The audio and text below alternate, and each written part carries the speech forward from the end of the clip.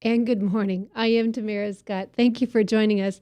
Ryan, I don't know if my earphones are working. I think I'm all right there. But thanks for joining us. I'm back after being away for a couple of weeks in Israel and in Washington, D.C. And let me just tell you, Israel was absolutely amazing. It was blessed, even though it was not necessarily a spiritual trip. It was more of a policy trip, national security. We were there with the APAC people, and what a terrific group that is. Very well respected, obviously. Um, they had clout. That's how I'll say. We were treated first class. We had wonderful meetings with some very interesting people. It was informative, instructional, educational, and a great opportunity for me to get to hear the other aspect coming out of Israel. We were on the borders of Lebanon, Syria, Jordan.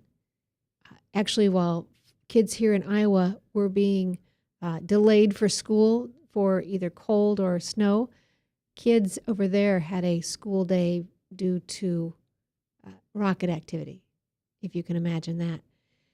So it was just a total different way of life, but it was wonderful always to be back in the Holy Land. Got to put my toes in the water of the Sea of Galilee, the Dead Sea, and where else was I? Mediterranean Sea. So it was absolutely just a blessed occasion. What happened last night? The president gave his State of the Union address, and this is his fourth State of the Union address, if I have my years correct. And Ryan, I think I'm throwing you for a curve here, but do you have that link? Can you show that link, or did you not get it? I will try and send that to you again. And in the meantime, let's go to one of the other links that we talked about. Do you have the photo of Jon Stewart? Let's put that on the screen, and I'll try and go to that story as well. And I've got to find it here. Jon Stewart. Yes, that's the attractive man right there. On Thursday on his show, I'm bringing this up not to promote him by any means, would really care less if you ever watched the show. But unfortunately, this is how a great many of our youth are getting their news. And he is funny from time to time. This particular episode, he's talking about the inequality. That's going to be the new term. I believe you might have heard it in the president's speech as well. Income inequality. And I'll tell you what, a lot of that income inequality comes from work inequality and labor inequality. Everyone wants to reap the rewards. Seldom will people want to jump in with the labor with you. But on this show, he's talking about folks who make money. Now you have to remember, and I'm getting this from Matt Hadro, and this is from the newsbusters.org. If you ever get their information, it's a great news organization, helps you stay in the loop a little bit. But newsbusters.org, Jon Stewart is worth $80 million. And yet he's mocking those who are supposedly worth money as if, they're the bad guys.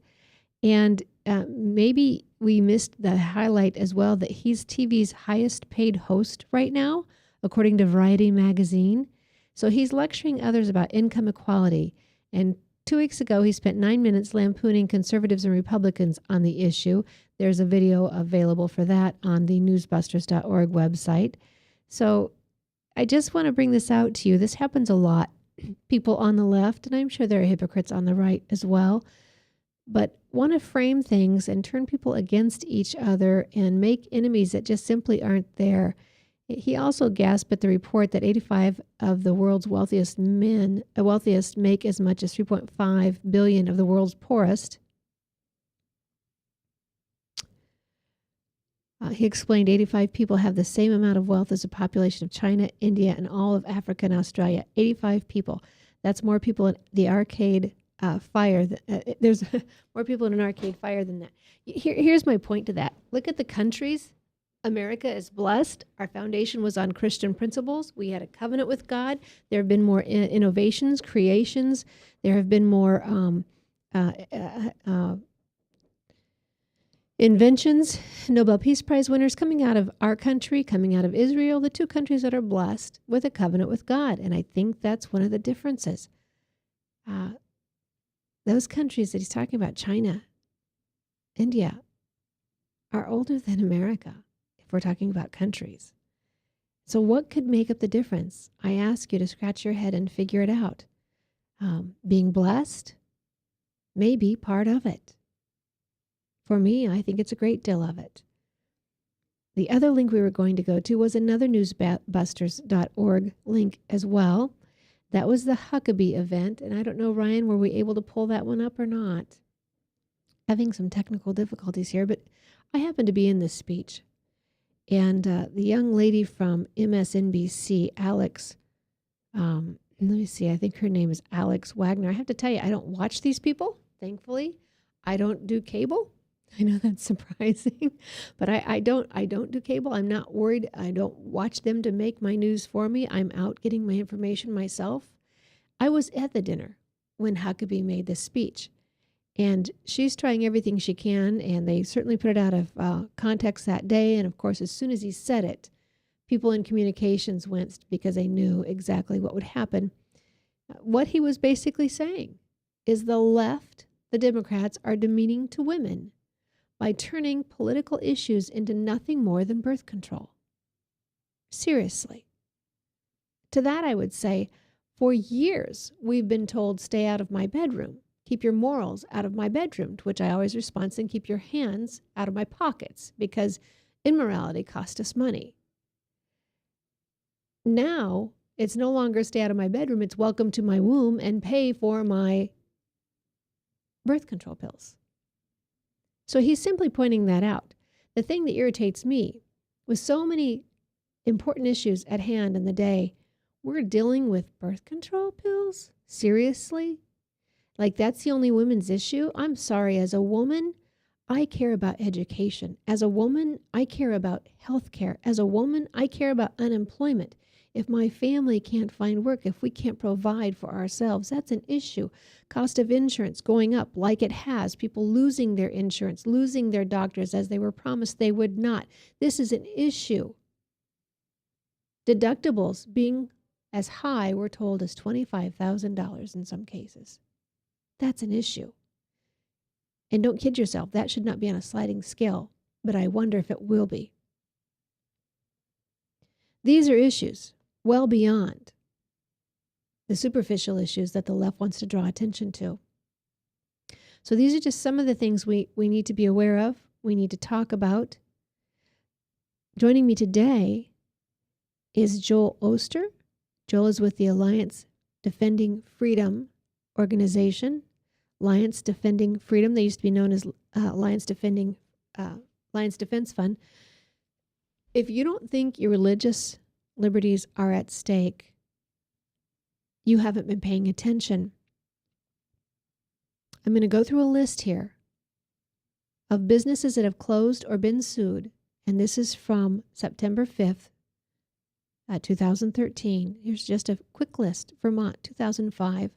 Christian owners in the Wildflower Inn were sued for refusing to host a homosexual wedding. In a settlement, owners ended up paying the homosexual couple $30,000 and agreeing to no longer host any weddings at their inn. Totally took them out of business. New Mexico, 2006, Elaine Photography declined to photograph a wedding, civil union, and the company was sued under the state's anti-discrimination law. The judge held that the company was in violation, and the New Mexico Supreme Court upheld this ruling. Hawaii, 2012. Same-sex couple from California sued a Hawaiian bed and breakfast privately owned by a Christian woman for not allowing them to rent a room. Recent ruling held that the bed and breakfast violated the state public accommodations law and was ordered to stop discriminating against same-sex couples. Remember the phrase, we just want to be accepted?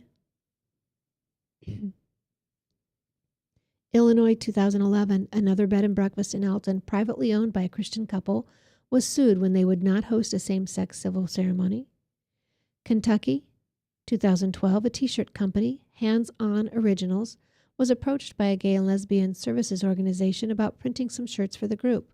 When they politely declined referring to the organization to another shirt company, they were promptly sued by a group under the Lexington's anti-discriminatory laws. New Jersey, 2008, a Methodist church was sued for not offering its facility for use during same-sex weddings. a judge ruled against the church. Massachusetts, Washington, D.C., and Illinois, 2011, Catholic charities were prohibited from assisting in adoptions and excluded from the future state contracts because they declined to consider same-sex couples. Washington, 2013, a lawsuit was brought against a florist by the state for refusing to provide flowers for a same-sex marriage.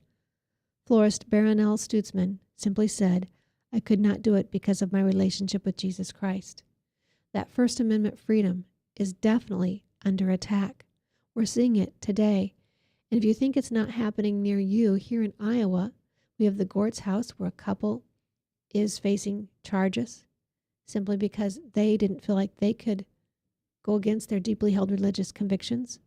We have another case of a woman who was a cake decorator and again offered several alternatives to a couple, a lesbian couple, and she too was threatened with charges because she had deeply held religious convictions. So we'll be talking about this today. It wasn't something that I wanted to talk about, but this is an issue. Whether it's Hobby Lobby, whether it's businesses and their mandate or what they are being forced to provide for employees or give in services. We're going to be talking about this today with Joel Oster.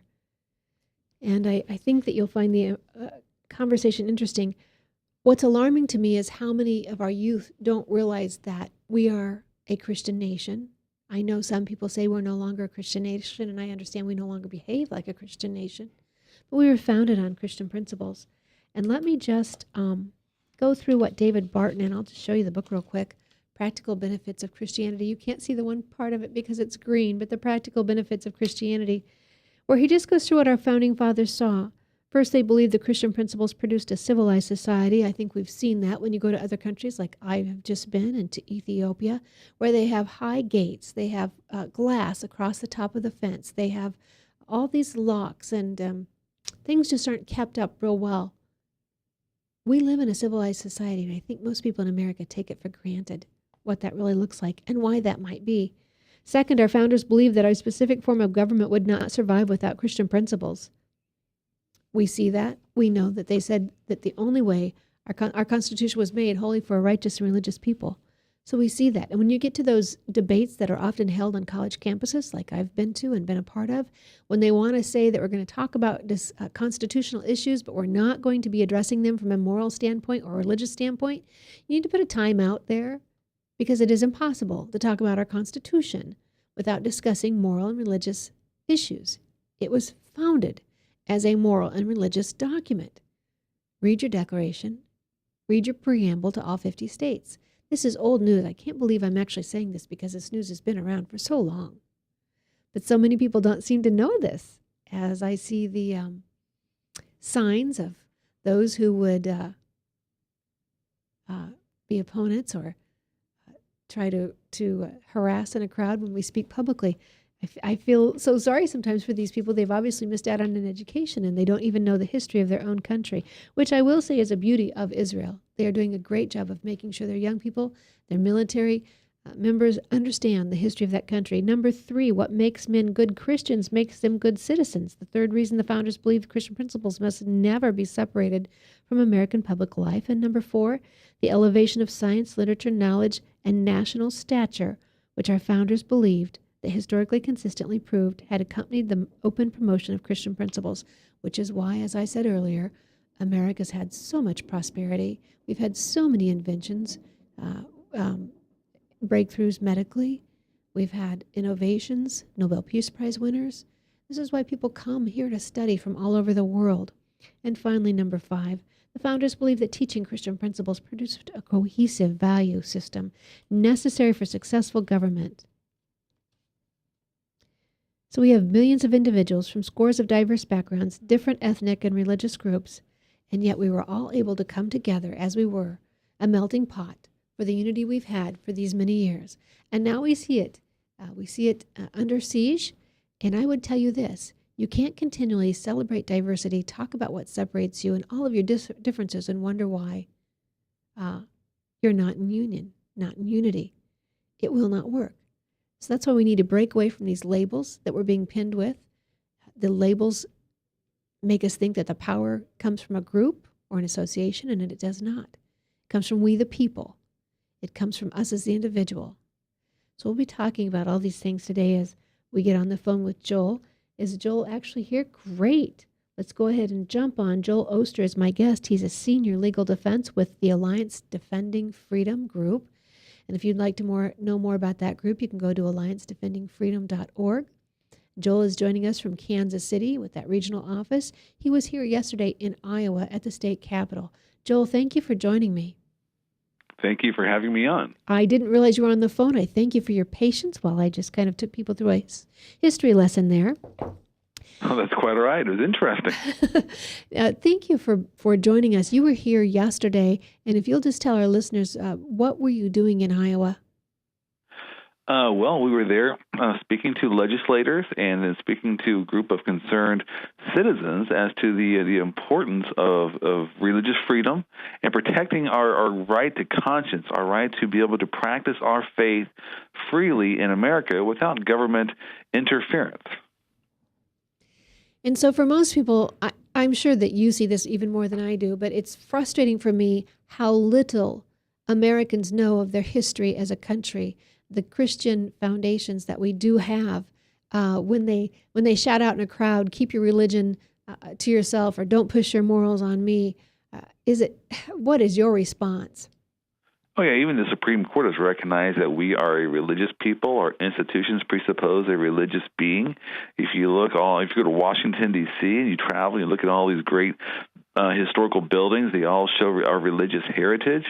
So we are a religious people, and we were never meant to keep our religion to ourselves or confined to the inner recesses of our mind or just in our church service.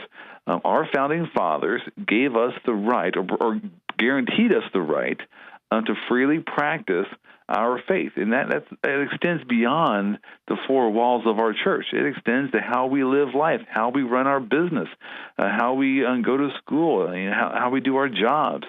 Our faith is who we are, and we have our very first freedom, religious freedom. We have the right to practice our faith in how we live life. I want to get into this right away because you said something yesterday that I don't think most people think about. The difference in what we are hearing is our First Amendment. In fact, I was just in Washington, D.C. at the Newseum, highlighting, history and current events and media in journalism throughout the years in the United States.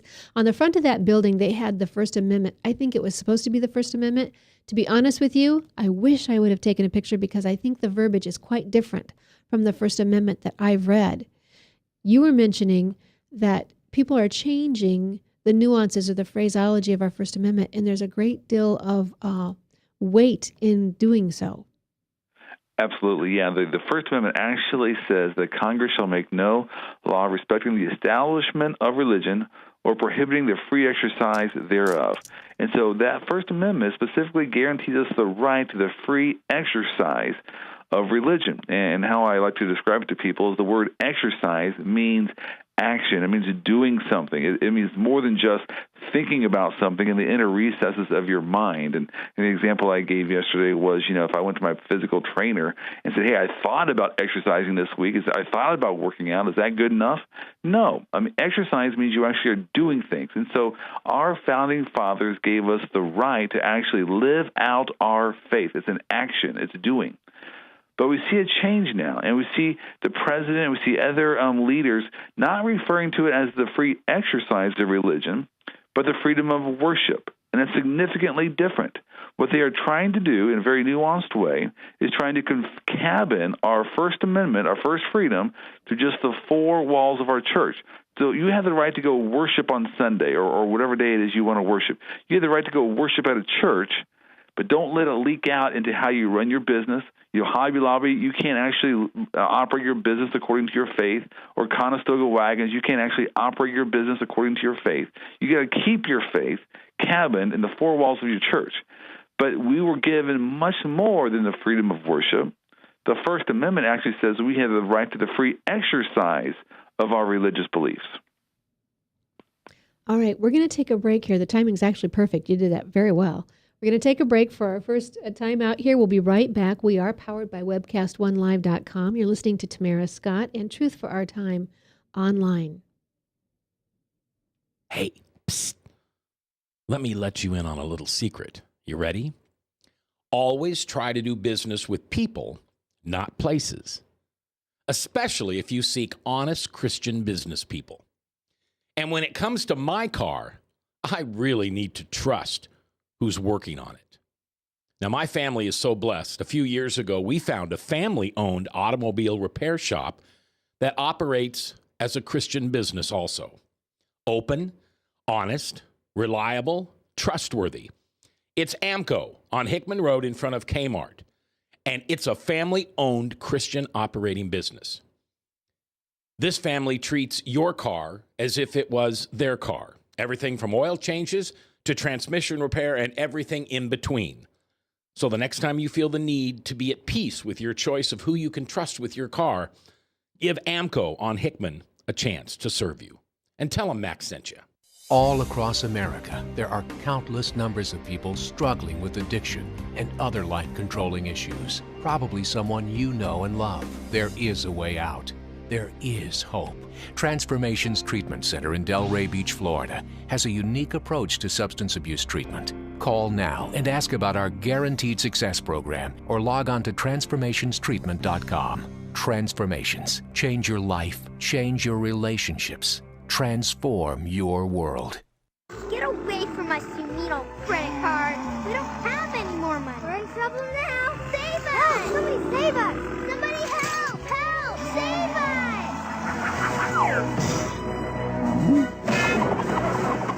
Hi, I'm Tom Coates from Consumer Credit of Des Moines. If your credit card's a little too animated, give us a call. Hooray! We're saved! Consumer Credit, you're our hero! And thanks for staying with us. I am Tamara Scott. You're listening to Tamara Scott Live and Truth for Our Time. Just quickly, this is not a new survey. 2008, September 24th, the Institute for Jewish and Community Research did a study, 5-year study, 28 history, geographic, and social studies books, textbooks, published by Lexington Books, reveals that most widely used textbooks in America's schools are presenting a distorted view of Christianity, Judaism, Islam, and the Middle East. The trouble with the textbooks shows that textbooks are filled with errors, inaccuracy, and even propaganda. It was shocking to find that the kind of misinformation discovered in the textbooks and supplemental materials being used by schools in every state in the country, said co-author Dr. Gary Tobin, president of the Institute for Jewish and Community Research, said elected officials at every level should investigate how these offensive passages are creeping into our textbooks. Over 500 erroneous passages in the textbooks, including the denial of Jewish roots of Jesus, Christianity being started by a young Palestinian named Jesus. The textbooks were critical of Jews and Israel, disrespectful about Christianity, yet they represented Islam in an objective way intended to glorify it. That's from the Jewish Institute, Jewish and Community Research, Institute for Jewish and Community Research. I bring this up because we're dealing with this with Common Core. Many of you are our listeners because of the work we do on Common Core. And today we're taking a little bit step further. David Barton was here a couple months ago, and as you know, he explained to you, we can get rid of Common Core, but the problem is until we replace it with something good, we have a gaping hole. When we kick the Bible out of the school, we've had a gaping hole ever since. Our test scores have plummeted. Divorces have gone up. Violence in the school has gone up. The only thing that has gone down are test scores and incomes and family success since we took that 22-word prayer out of the school. And so I bring it up because we're dealing with this with Common Core, and it ties in, I think, with what we're talking about with our guest, Joel Oster. He's talking about religious liberty, and we're going to be talking all the different ways that it's under attack today. Joel, thank you for staying with us. Thank you for joining us. You are the Senior Defense Legal Team for Alliance Defending Freedom out of the region of Kansas City. Is that correct? That is correct. If people needed to find you, get a hold of you, how would they do that? Our website is alliancedefendingfreedom.org. They can also call us at 1-800-TELL-ADF, TELLADF. And if they ever have an issue where their religious beliefs are being denied or they're not being able to practice their faith freely in America, give us a call, and we'd like to be able to represent them and help them out. Okay. And you had just given us a great lesson on the difference between the freedom to worship and the freedom of exercising worship. What I just said to you about the Common Core textbooks, the religion being taken out of the schools, does it all tie in? It does in a large way. It does. It's basically saying that in the public square, Christians do not have the ability to be able to live out their faith in a lot of different ways. And we see that in schools. We see that in work. We see that in government. Specifically in schools, you see this hostility towards anything religious and Christian. Like even in the science classes, when we are dealing with an issue of a scientific concept like intelligent design. Intelligent design is not religious. It's just a simple means of looking at creation by looking at patterns. But yet that is being rejected by schools because it's consistent with religion. So we do see this hostility against things Christian in the public schools. And someone asked you yesterday at the State House about secular humanism, and we know this is true. Secular humanism, well, you tell me, secular humanism, wasn't it declared a religion by the Supreme Court? It was in a case, and we know that from our theology classes that secular humanism is a religion. It is a way of life that people follow, like they follow religious beliefs and tenets, and that is the religion that is predominant in the public schools. And so for those who may not know what it is, there's actually a humanist manifesto. Some folks have signed it, but Joel is right. It's exactly what's being taught in our schools. It's an anti-Christian viewpoint to many things, not just the sciences, but to the way we see families, to the way we see marriage, to even the psychology aspects of the classroom.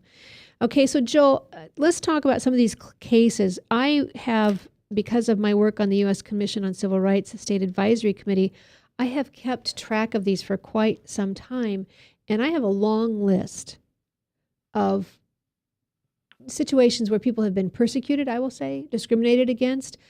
Jennifer Keaton, one of the students who was expelled from a program in a school, and she's not the only one. There are several more. It's becoming more prevalent, but unfortunately it's becoming more accepted. What do we need to first be talking about? Should we talk about just the same-sex portion of it? Because that's certainly one of the angles that it's being attacked. Yeah, I mean, I think that is critical. I think there are a lot of different ways to approach it. What were the specific facts of that situation? Well, this was Jennifer Keaton. This was a couple years back, I think. She was expelled from one of the programs, I think, in Georgia, and it's an ADF news alert. I can pull it up here in a minute. But I think she was one of the students who couldn't, maybe in a counseling program, was not comfortable with a homosexual, saying that lifestyle was acceptable. Right. Yes, and I know you're talking about there, and that is a very troubling case, and we see a lot of those type of cases where you're in a counseling program. If you're studying to become a counselor, you have to accept a certain belief system concerning homosexual behavior and how to deal with homosexual behavior in order to receive a degree from that university, and that is a situation that is very hostile towards religious beliefs. I mean, here's how it plays out. If a person were to come to you as a counselor seeking treatment for their situation and they practice the homosexual lifestyle, if the counselor doesn't feel like he or she can treat that and wants to refer them to someone else, the counselor should be able to do so. If by treating that person, it would cause them to violate their religious beliefs. But in many situations, that counselor is not able to do that, or else they risk losing their license. And that is a violation of your free exercise of religion. And we have other studies that show the hostility of professors as high as 53% saying that they don't hold views that are positive towards Christianity. So to send our kids, one, into the public, the campuses, the colleges, it's a frightening time, I think. But I don't think most parents understand, clear down into the 3rd and 4th grade now. there's this hostility towards our faith. But let's go back and talk about some of these cases. You were here talking about the Gortz family. They have a gallery that used to be a church building, which honestly, I think there's another situation of discrimination. Churches used to be built right on the public square, on the corner of the square. Here in Iowa, we have county seats. We have 99 county seats and a lovely courthouse in the center of each county. And right on the corners are churches. No longer is that allowed. Churches are being forced out to the city limits outside because they don't want that tax-free exemption on the property inside city limits. So I think that's just one more way that we're being discriminated against. Used to, they knew the value of the church. They wanted the church inside the city limits, and they knew the teaching and the help for the charities that happened there.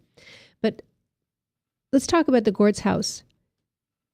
That family had done nothing but uphold their religious convictions. They didn't say anything slanderous. They didn't say anything mean-spirited. They just kindly offered not. To me, this raises a whole concern because if someone knows your faith and wants to target you, which often happens in these cases, and say they didn't give a reason, they just said no, do we not have the ability just to turn down business anymore? If you turn down business for the reason that the person practices a homosexual lifestyle, then you're subjecting yourself to this type of discrimination that we see there in the Gortz case, and Elaine Photography in Albuquerque, New Mexico, Arlene Flowers in Washington. You see people all throughout the United States that are trying to live faithfully according to their religious beliefs, and they are facing discrimination charges by these other individuals. And so, unfortunately, or fortunately, I guess, our call to Christians does not mean we are going to live a troubled-free life. We are going to face trouble for standing up according to our faith in America. But your assessment of the situation is correct. By telling someone no, you are subjecting yourself to trouble. Right. And my concern is that may not be the reason. Maybe you have your own family issues that weekend, a wedding coming up you're going to travel to, or you're going to take a weekend out. It's your bed and breakfast, but you're going to take a weekend out for your own family and not have any guests. Right. Now, of course, that becomes an evidentiary issue, and if that were your reason for turning someone down, you'd be perfectly fine in doing so. But I guess I wouldn't stop the other side from at least claiming discrimination. That's my point. But even in those situations where the person just says, look, my religious belief says I cannot take a photograph of this wedding, celebrating this wedding I believe is contrary to God's command for marriage, and so asking me to take a photograph of this wedding where I'm bringing my artistic talents to this endeavor that would cause me to violate my religious beliefs. A person should be allowed to do that and to have that be their basis for declining that opportunity. But in America, it's almost you are being required to act in ways that cause you to violate your religious beliefs. Which, let's clarify for folks, your deeply held religious convictions, the First Amendment, it's also, by the U.S. Commission of Civil Rights, a protected civil right. Homosexuality is neither. Right, but yet we see religious freedom being swept away in favor of promoting a homosexual agenda. And it was mentioned yesterday by Chuck Hurley, and I was thrilled that he brought it up. Shay Feldman, who is, at least she was serving as the chair of the Equal Opportunity Commission on Employment, has said on multiple occasions that when brought head-to-head, homosexuality versus deeply held religious convictions or religion, she thinks that homosexuality should trump every time. Right, and religious freedom is our very first freedom that we have in our Bill of Rights. It's number one. It's above all the other rights that are listed there in the Bill of Rights. It's the very first one. And so we now have not just these situations, and this is where we hear you'll be made to care.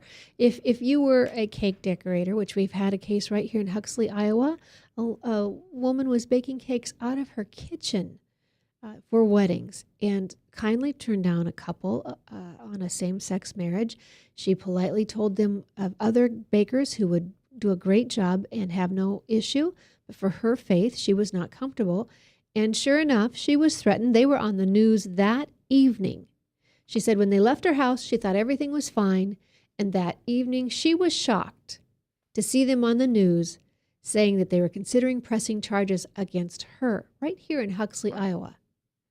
You know what this stems from, and you alluded to it earlier when you talked about how we don't see churches on the street corners and main streets anymore, is this loss of value of the role of churches in our society. My dad told me that when he was a young person, these mayors and city officials, they would love to have a church come into town and to set up shop. Morality increased and improved. People would go to prayer meetings and they would become better citizens. And now, I was told by a mayor of a Georgia town recently, after the town did not allow a church to build on his property, the mayor told me specifically, Joel, I just don't see any value that churches bring to communities. And it shocked me. But that's the day and age that we live in, where people do not see the value, the intrinsic value of having churches being located and being active within a community and the good that churches do. And see, we just hit on it right there, Joel. The church has not upheld its responsibility. People ask me all the time, I'm sure they ask you about the separation of church and state. There isn't one in the Constitution, but there is in the Bible. The Bible said government was only supposed to uphold the good and punish the bad. That's it. All the other things we see government doing, caring for the poor, caring for the sick, the hungry, the needy, that's the church's obligation. And when the church walked away from that and handed it over to the government, that's when the church lost its value in the community. That's when men stopped going because they didn't feel necessary as producers, as creators, as providers. And that's also when we saw all the waste start in our country. The fraud, the excess, the inefficiencies. And here's why. Government can't do what is outside of its jurisdiction. God did not give it the authority to do what he gave the church to do. And that's why we're in the midst we're in economically and with the value of the church being diminished. You hit it on the head. I think together we've come to it, but I think it's absolutely a point we need to draw out for people today. So, Joel, how do we get the churches back involved? Well, that is a good question, but I think that the churches are starting to become more engaged and more active, and that's a positive sign of becoming more involved. And you see churches now really being more like community centers, where they're trying to instill these biblical values and help these citizens live out these values in their world. I'm thinking of my church here that has a work training program where they bring in single mothers and train them on how to become better employees and get better jobs. And things of that, and food kitchens and homeless shelters. And really, it's just a matter of churches being activated and thinking about how can we impact our communities.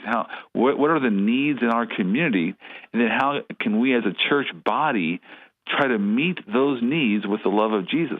It's very similar to when Jesus met the woman at the well and offered her water. He met her need. Absolutely. And I think, too, you're talking about the service of it, building the relationship, and that way then you can present the gospel. Too often we want to just come out with the gospel. We've got to have that relationship with folks first.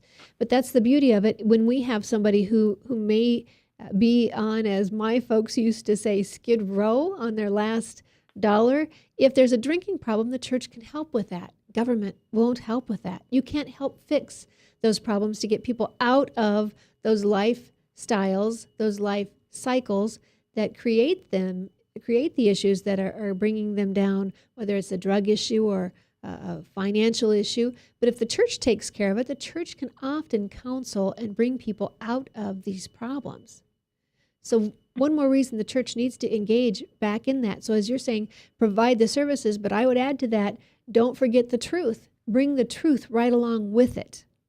Absolutely, and that is our ground zero as the Alliance Defending Freedom and on the church team is we absolutely have to protect the autonomy of the church to hear and speak the truth to this generation and to the next generation. We have seen some movements by the government to suppress the voice of the church. I'm representing a pastor in Texas who is facing criminal charges simply for trying to be active in his faith in his community and trying to speak out against city officials and remove city officials from office for acting in ways contrary to the Bible. But it is imperative that churches retain the right to be able to hear and speak the truth. If America wants to progress and advance as a civilization, that's what's helped us to this point. Is good, moral people living moral lives. And when we discard the truth, I fear for America's future. Not only you, one of our founders, it was one of the Websters. I'm not sure if it was Daniel or if it was Noah, but they said if we continue to uphold the biblical principles, and I'm paraphrasing, we'll go on prospering. But if we don't, I fear how quickly catastrophe will overtake us. And we've seen that. We've got to go to a break. Joe, you'll stay with us till a little bit later in the hour, correct?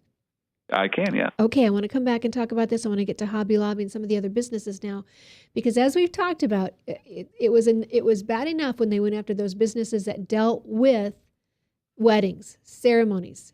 You could see how that might be an issue. But now they're coming after everyday businesses and everyday business owners. Individuals are being hurt. And it's not just large corporations like a Hobby Lobby.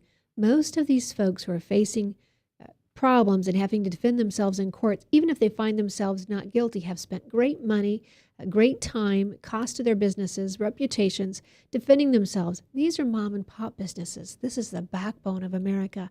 We'll be back right after this. I am Tamara Scott. You're listening to Truth for Our Time. We're powered on Webcast1Live.com. From the RE/MAX Real Estate Concept Studios, this is Webcast One Live. I'm Brian Leach, owner and general manager of Service Legends. I brought along a couple of the home comfort heroes. Hi, I'm Tammy Wells. I am Nick Wondershad. I'm administrative manager I am the senior technician from Service Legends. It seems like every good thing, when you feel it to the bone that it's good, there's a lot of hard work put behind it. I don't think that you can fake it and have it turn out good. You know, if we seem like, okay, that's just weird, it's just a furnace, why would you believe so deeply in a furnace? It's not just that, you know, we want to show the world that you can have good service. Yeah, I mean, it's got to be, it's your home. You know, it's built into our daily trainings, it's built into our culture, that we're gonna do whatever it takes to have each client say they love us, period. That's why we spend all the hours in the training that we do. And if we guarantee it's going to be a good experience for you, or else it's free, what type of work do you think we're going to do? There is a guarantee. Temperature selection guarantee, fixed right or it's free guarantee, comfort guarantee, best value guarantee. All of these guarantees hold us accountable to ensuring that we exceed your expectations. And if for whatever reason we'd fail and we can't make it right, we guarantee all of those guarantees with a 100% money back guarantee. I mean, if you don't think that your technician can fix it right, are you gonna say that to a client? No. You don't have to worry about having a technician come to your house. We drug test, background check all of our team members. We put safe people in your home. Each and every one of our service techs, 400 hours a year in training. You tell it the minute they walk in the door. They know what they're doing, they've done their homework, and they actually truly care about what you want. Because at the end of the day, you're the person that makes sure I have a job. They're gonna be listening.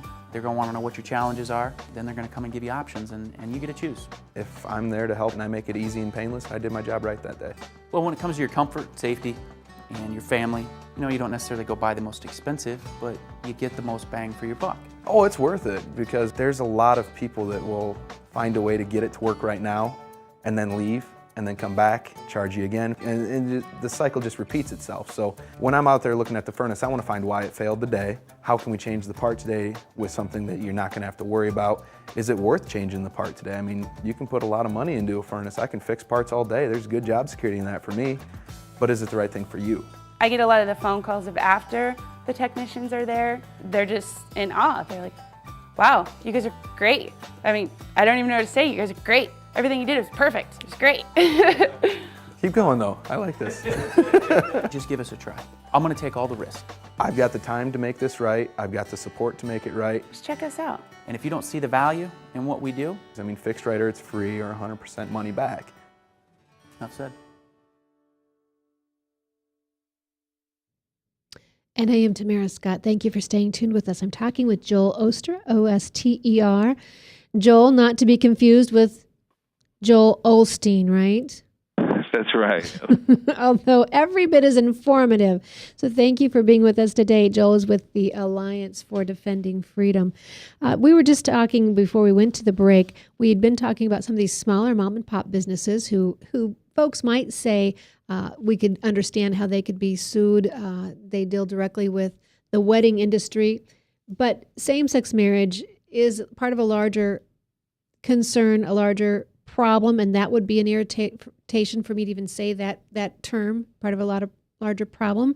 But we're talking about a Christian society, a Christian nation, and the fact that homosexuality is even, it's no longer just accepted. If you remember in the 70s, I think it was we just want to be accepted. Then it was approved, and now it's almost dominated, and those who don't agree are being hushed. They're being quieted. They're not allowed to even speak out and hold their deeply religious views. The case in point, Hobby Lobby is not a homosexual issue. It is now on the healthcare aspect of it and the mandate. So our religious beliefs are being attacked. One, in the area where we might recognize it, same-sex marriage and homosexuality. And there are so many different ways there that employers are left at risk and unable to defend themselves. We have a case right here with our own governor who let an employee go, did not know anything about his private life, and the employee is now suing and saying it was because he was a homosexual. So the governor's really in an indefensible position, and we're going to see this more and more, I'm afraid. But coming around then, as we've told you before, you'll be made to care. If not on this issue, now your religion's being attacked on broader fronts. And in the healthcare situation, Hobby Lobby has asked for an exemption. Is that correct? Is that they don't want to have to provide, is it the birth control or the abortion funding? Yeah, abortifacients, and you're right, and you touched on a really critical issue, in my opinion, and that is today's day and age, we see this unprecedented, unparalleled attack on religious freedom, unlike anything we have seen before. Now, you might think that's hyperbole, but here's why I say that. In the past, the government might have passed laws that we disagreed with based upon our religious beliefs, or they might have passed a law and taken some action that prevented us from doing something that we wanted to do for our religious belief, like pass out flyers in school or whatnot. But today, the government is taking a whole new level of attack, and that is this. They are requiring you to act in ways contrary to your religious beliefs. The government is requiring you to violate your religious beliefs. This is unlike anything we've seen in the past. You mentioned Hobby Lobby. They are requiring Hobby Lobby, which is run by the Green Family Trust, and it's a religious organization. They exist for a religious purpose. You know, they're not open on Sundays, so they practice religious beliefs, and they're running their business. They are requiring this business to violate its religious beliefs by providing abortion-type coverages in their health insurance. Conestoga Wagons is another Christian business, a Mennonite business. The government is requiring them to provide abortifacient coverages in their health insurance. And so they're actually acting or requiring Christians to act contrary to their faith. And you mentioned a couple other examples involving the homosexual behavior issue, where you're requiring employers like Elaine Photography or Arlene Flowers to do things and take pictures and act in ways that support things that they find to be contrary to their religious beliefs. So I find this level of attack on religious beliefs unprecedented in our history. You know, I debated Bernd Strider, who was Hillary Clinton's faith coach. I debated him in San Antonio in 2007. And you could tell he was heading at something, but we were not quite sure what it was. And it was the point was, should taxpayers be forced, we're getting to healthcare before it ever happened, before Barack Obama was even in the office, be forced to pay for abortions and birth control. And you could see him light up when he said, would you not pay your taxes if it were going to fund abortion, if it were going to fund birth control? Would it be that important to you not to pay your taxes? Almost as if that was the way we were going to get these Christians.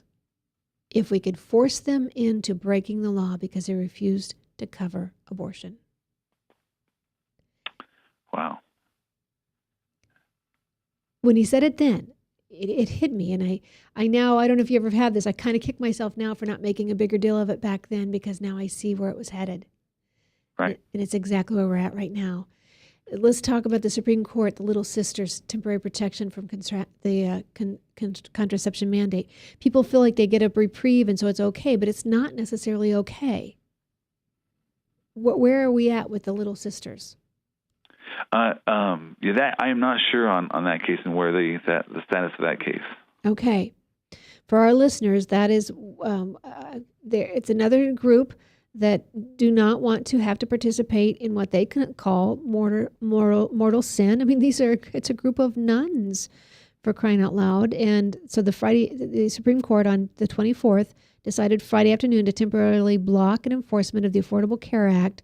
The new ruling allows a religious order to avoid crushing penalties of failing to adhere to the mandate while their legal challenge proceeds by informing the HSS in writing that they are a nonprofit group. They hold themselves out as a religious and have religious objections to providing coverage for contraceptive services. So that's what that one is about. All right, Joel, what do our listeners out there need to be doing? We hear it, we're frustrated. What can they do? How do we stop it? Well, obviously the most important thing is to activate their faith, to live out their faith. You know, there is no such thing as a call to part-time Christianity. We are all called for the full-time gig. And so Christians need to take their faith with them to the workplace, to government, to the polls, and to their private lives, to their fun and play. No matter where they are a Christian. And we need to operate with that in mindset. And we need to bring the love that Jesus has commanded us to bring and to live with into all aspects of our life. And I think we can radically change this world for Christ if we will keep that in mind and do that. When we sit on our faith and we sit on our rights and we don't exercise our faith or activate our faith, that's when we will lose them legally for the next generation. Obviously, you can go to our website at alliancedefendingfreedom.org and follow our cases. Our cases will talk about, give you real-life examples of Christians who are out there living their life and according to their faith, and they are facing persecution, and so they need your prayer and your support, and we need your support as we are pursuing and defending these people and their right to live their faith. But, you know, if there's anything I can encourage people to do, it's just simply to activate their faith and to bring the radical love of Jesus into their world. Should we be calling our state elected officials, our congressional members, and telling them we already have a First Amendment, but it doesn't seem to be enough anymore? So is there something else we need to be doing? That very much would help. Organize. Have organized efforts to call your legislators, visit them in Des Moines or in your state capital. There's local policy council groups that need help. We need to have a loud voice. I think you're absolutely right, and it may be something that even political parties can, in resolutions. Maybe you can't get a bill in front of your legislature, but sometimes you can find a friendly legislator who will put a resolution out there, and sometimes you can get a little bit of traction with that. But it's high time that we start changing the tide and calling out what's really happening. It is Christians who are being persecuted, and I had just found that study again that I wanted to share with folks, and I don't know if I've turned off of it now, but they were talking about the number of people who were hostile towards Christians in the colleges, and I'm not going to find it in time. I apologize, but I think I hope, if nothing else, we've brought to light for you the numbers, the vast numbers. The ones you're hearing about are only those that are making the headlines. There are many more that are not making headlines, many more that are being threatened, that are changing their lifestyles because they're being threatened. I.e., in Iowa several years ago, 2 women, instead of going to the YWCA, demanded that they go to the YMCA and that they be given a family pass. They could have gone to the YWCA without much hassle. They could have gone to any private gym and probably gotten one.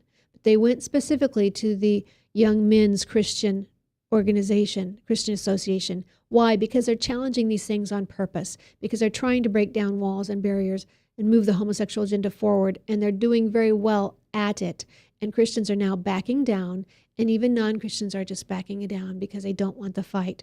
Joel, thank you for joining me today. I know you have to run to a phone call, but I thank you so much for your time. I thank you for your talent, your willingness to travel here to Iowa yesterday, and your willingness to be available for people who need help. There's nothing more frightening than being charged when you know you're innocent and your rights should be protected. Thank you for helping those defend themselves. Well, thank you for fighting the good fight. Appreciate it. If you want to get a hold of Joel again, it is Alliance Defense for Freedom, alliancedefenseforfreedom.org, and you'll be able to contact him that way. Let's go ahead and finish this conversation. I want to come back to one of the stories. If you think this isn't happening, this one stymied me. This is from Liberty University Online. Several folks are being allowed in and given asylum. But the 2008, the Romicki family fled to the U.S. under threat of parental arrest in Germany for homeschooling, nothing more than homeschooling. The threat of losing their children for good. They sought asylum here in the U.S., and in 2010, Judge Lawrence Berman, an immigration judge, granted the family asylum, saying if the family returned to Germany, they would surely face persecution. However, anti-Christian administration officials within the Obama administration appealed the court's decision, which I find strange, really strange. It wasn't another court. It was someone within the administration. Thanks to efforts of Attorney General Eric Holder, Obama's marionette puppet is what, this is not me, this is Liberty Online. Every court since that government appeal has ruled against the family. This is America. This just stymies me. I do want to end on a good note if I can, and I can. I've got to find it on here for you. The House passes a bill to completely ban taxpayer funding of abortions, and this is what Joel and I were talking about earlier. There are those who would like to force us into funding things, doing things that just purposely go against our religious beliefs, but on January 28th, 2014, the House approved legislation that will put in place a complete ban on taxpayer funding for abortions, ensures that abortions are not directly funded in any federal government program. This is crucial because when I'm on college campuses, I always get hit with those who just don't want to believe what's going on. They don't want to hear about what's going on. And it's funny, those who oppose you can't wait politely and enter the debate in a diplomatic fashion. They have to yell over you and interrupt you. And this young lady at Drake, back in, I think it was June possibly, very hostile. There is no government money going to abortions. That's what she thought. And of course, her professor up front, who was on the panel with me, opposing me actually, this is how she identified herself, stood up, waved something in the air and said, the best thing we can do for unwanted pregnancy is you all should become lesbian like myself, and we'd have less unwanted pregnancies. That's what she said. Those are not my words. Do not repeat me on this. Do not misedit me or misquote me on this like they did Huckabee just a week ago, like they've done me in the past. This is what the professor said at Drake. And the student blindly following along, parents paying huge money, mortgaging their homes, kids going in debt to send our kids off to college campuses to be taught wrong information, falsified facts, wrong mindsets. And unfortunately, unlike a stroller or a car part, we can't recall them and reprogram them. This is just generations being blindly sent into the world with wrong information. So coming back to the good news, the legislation combines several policies that must be enacted every year in congressional battles and puts them into law where they will not be in jeopardy or being overturned every time Congress changes hands from pro-life lawmakers to those who would support abortions. So the House voted 227 to 188 for the bill. It is H.R. 7. 221 Republicans, 6 Democrats, voting to ban taxpayer funding on abortions. We thank those 6 Democrats. We highly thank those 221 Republicans, as well as the 168 Republican committee members that Reince Priebus took a bus so they could participate in the March for Life just last week in D.C. highly applaud the RNC for that move, and we want them to stand every bit as strong on other social issues that God has mandated in His Word, that being traditional marriage, the definition of the family as God has designed it. We are out of time. You see me looking at the clock. Thank you for joining me. It's good to be back in Iowa, back on American soil. We'll be back with you next week. I am Tamara Scott. This is Truth for Our Time. We're powered on Webcast One Live. Be encouraged. Never be complacent.